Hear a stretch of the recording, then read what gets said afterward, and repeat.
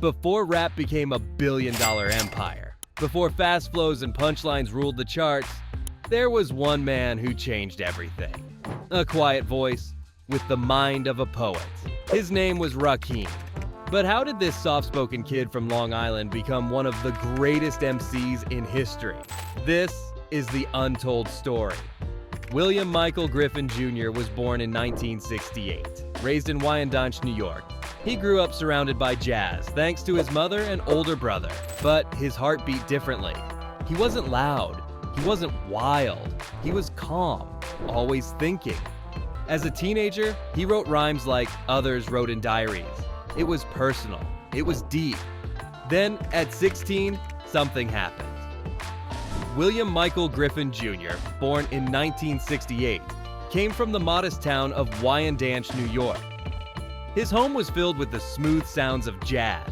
His mother and older brother made sure of that. While most kids his age were running the streets or chasing noise, young William moved to a quieter rhythm. The music wasn't just background, it was in his blood. It shaped how he saw the world and how he began to express himself. Unlike the loud personalities that would soon define hip-hop, William was different. He wasn't the kind to shout to be heard. He was calm, focused, always observing. He carried a certain stillness, like a storm waiting in silence. He began writing early, not just rhymes, but thoughts that cut deeper. His notebooks became sacred spaces, filled with words that reflected the world around him. What others saw as just lyrics, he treated like poetry.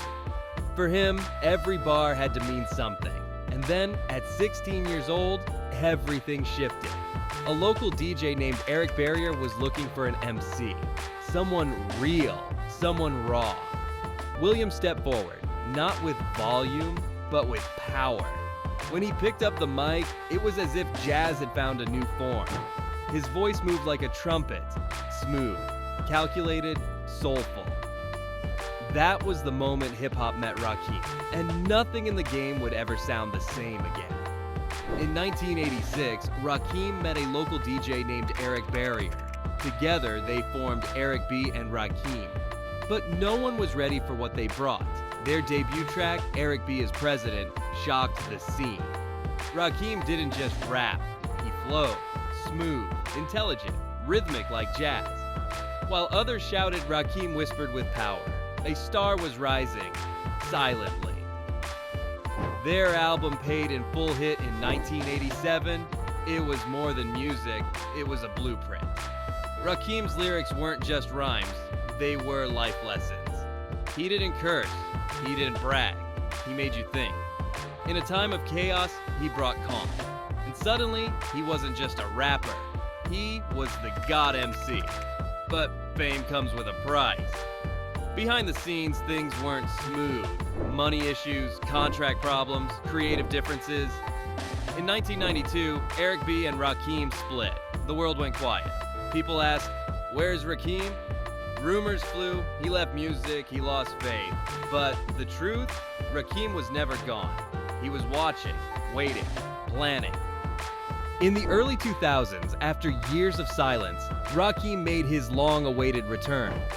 He wasn't the same young MC who had once flipped the entire hip-hop scene on its head. He had grown. Time had sharpened his perspective, not dulled his edge. When he stepped back into the spotlight, it wasn't with noise or flash, it was with quiet authority. Fans who had grown up with his music welcomed him like a returning king, while a new generation leaned in, curious to hear the voice they had only heard legends speak of. Rakim dropped fresh projects, each one carrying the weight of experience and the wisdom of a man who had seen the highs and lows of the industry. He didn't need to prove himself. His legacy was already etched in stone, but he still delivered with the same precision and poise that made him a pioneer. He hit stages across the globe, not just as a performer, but as a symbol.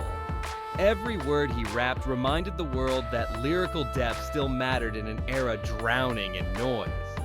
What was most powerful, though, was the respect he earned from the new school. Rappers like Nas, Eminem, and Kendrick Lamar didn't just acknowledge him, they bowed to him. They called him a master, an architect of flow, a lyrical godfather. In a genre often focused on the next big thing, they looked back and gave credit to the man who showed them what greatness looked like. That kind of respect can't be bought. It's earned through years of truth, talent, and timeless impact. By this point, it was clear. The student had become the teacher. While others chased trends, Rakim remained grounded in his craft. His calm delivery, intellectual bars, and unmatched rhythm became the blueprint for thoughtful hip-hop. He taught generations that you could be fierce without being loud and powerful without needing to shout. His influence wasn't just present, it was in the DNA of the best lyricists alive.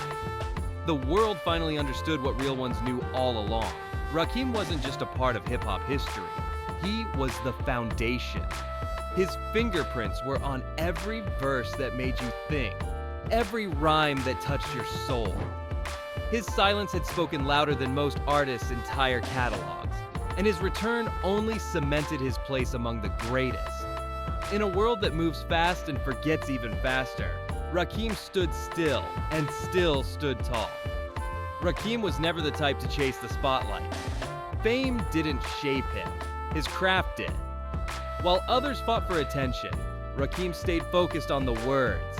He understood the power of silence, the impact of restraint. He didn't need to scream to be heard. His presence alone carried weight, and when he spoke, the world leaned in to listen. It wasn't just what he said, it was how he said it.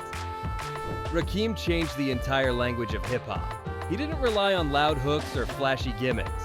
Instead, he brought vision. He rapped like a jazz musician plays the sax, smooth, intentional, soulful. Every line was designed, every pause carefully placed. He turned rhyme into rhythm and rhythm into revelation. Even today, you can hear echoes of his style everywhere.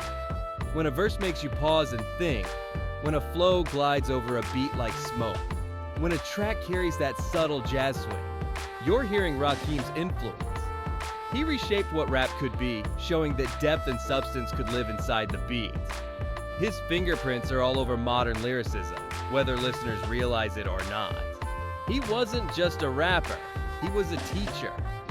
A philosopher in a bomber jacket. He showed the culture that intelligence and street wisdom could exist in the same bar. That you could move a crowd and move minds at the same time. That's why they call him the God MC. Not just for his talent, but for the way he elevated the art form itself. And Rakim's story, it's far from over. Legends don't fade, they evolve. He may not drop a track every year or flood social media, but his legacy lives and breathes through every artist who dares to be original. Rakim remains a quiet force, an icon not built by hype, but by truth. And in hip-hop, truth never goes out of style. If this story inspired you, hit that like button, drop a comment, and subscribe for more hip-hop legends. Who should we cover next? And I ain't speak to you in months, but we still family. Still got your voice all up in my head. Like, is you shitting me? How was you there?